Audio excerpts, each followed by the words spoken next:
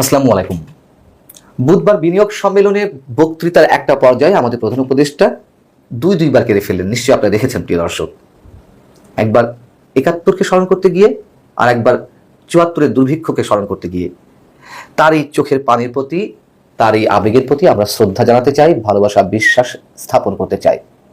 কিন্তু প্রশ্ন ওঠে বই কি, তার গত ৮ মাস সরকারের সময়ে সরকারের বিভিন্ন পর্যায় থেকে যখন আমরা দেখছি ৭১কে মুছে ফেলার, ৭১কে ধুলার সাথে মিশিয়ে দেওয়ার একটা প্রাণান্তকর চেষ্টা, ২৪-এর চেতনাকে ৭১-এর জায়গায় রিপ্লেস করার একটা ভয়ঙ্কর দুঃসাহসিক অপচেষ্টা, তখন কিভাবে ৭১ নিয়ে তার এই আবেগকে আমরা শ্রদ্ধা জানাবো, কিভাবে তার এই আবেগের প্রতি আমরা আস্থা রাখবো? সে যাক, আমি মূল যে জায়গাটিতে ফোকাস করতে চাই তা হচ্ছে তিনি ৭৪-এর দুর্ভিক্ষ নিয়ে যে মেসেজটি দেওয়ার চেষ্টা করেছেন, তিনি সরলীকরণ করার চেষ্টা করেছেন। আমার মনে হয় তিনি তার বক্তব্যের একটা অংশে যা বলছেন সেটি সামান্যতম আপনাদের সামনে তুলে ধরলে আমার বিশ্লেষণ বা আমার বক্তব্যটি বোঝা আপনাদের জন্য বোধহয় সহজ হবে। তিনি বলছেন যে ৭৪-এর দুর্ভিক্ষ একটা বড় দুর্ভিক্ষ ছিল, যেখানে ১৫ লাখ মানুষ মারা গেছে। এমন ছিল আমাদের স্বাধীন দেশ। আমি এই সেন্টেন্সটি মনে রাখার জন্য আপনাদের কাছে অনুরোধ করছি।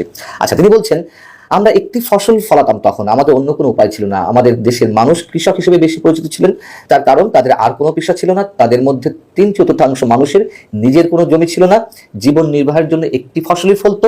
তখনকার মানুষের জীবন ছিল অনেক কঠিন। এই যে কথাগুলো বললেন, তিনি কি মেসেজ দেওয়ার চেষ্টা করলেন? ৭৪-এর দুর্ভিক্ষ কি কারণে সংঘটিত হয়েছিল?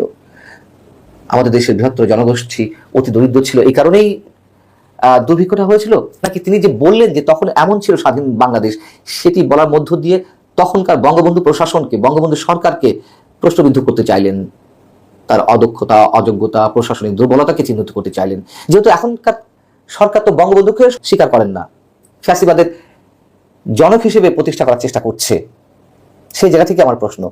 তো যেখান থেকে যেভাবেই তিনি বলুন না কেন, তিনি সরলীকরণ করার চেষ্টা করেছেন। এটি স্পষ্ট, যেখানে ৭৪-এর দুর্ভিক্ষ নিয়ে গবেষণা তেমন একটা হয়নি, খুবই চমৎকার এবং খুব ডেপথ গবেষণা যার এই বিষয়ে, তিনি হচ্ছেন আমাদের এই পার্শ্ববর্তী রাষ্ট্র ভারতের নোবেল বিজয়ী অর্থনীতিবিদ অমর্ত্য সেন। অমর্ত্য সেন তার গবেষণায় বলছেন ৭৪-এর দুর্ভিক্ষ নিয়ে কথা বলতে গিয়ে যে খাদ্য ঘাটতির কারণেই যে কেবলমাত্র দুর্ভিক্ষ সংঘটিত হবে এমন নয়।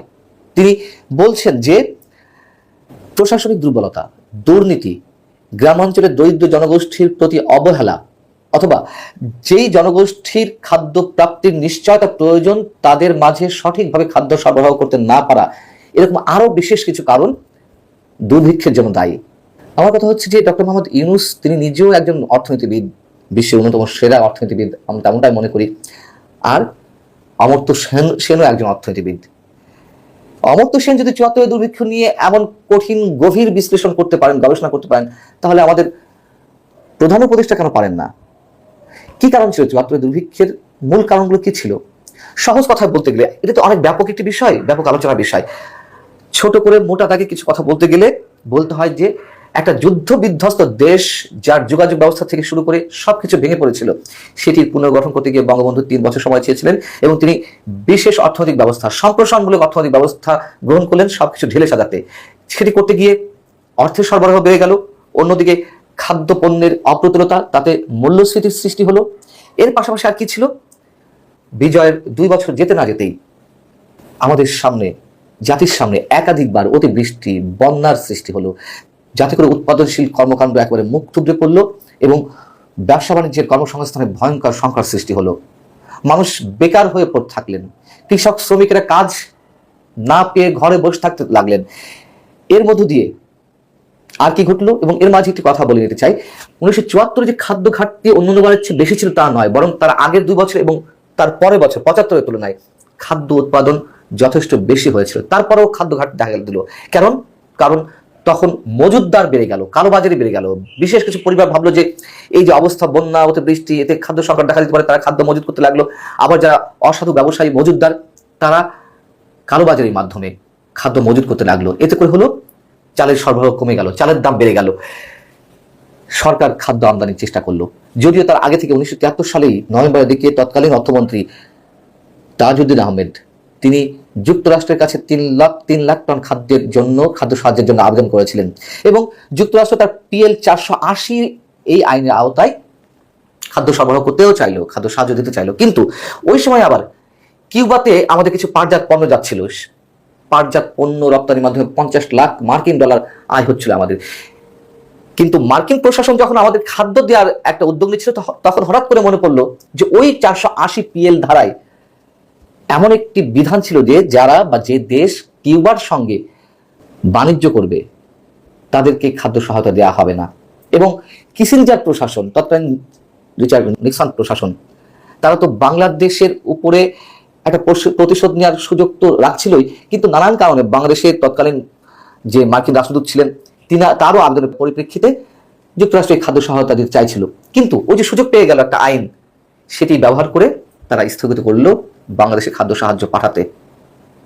তারা জাহাজে মালামালও তুলেছিল কিন্তু বন্ধ করে দিল। এই অবস্থায় বঙ্গবন্ধু প্রশাসন তখন কিউবার সঙ্গে তারা যে বাণিজ্য চুক্তি সেটা স্থগিত করলো। তারা বলেছে ঠিক আছে আমরা পাঠাবো না। কিন্তু এই দেন দেওয়া চলতে চলতে এমন সময় খাদ্য সহায়তা এলো, তার আগেই দুর্ভিক্ষের সৃষ্টি হলো।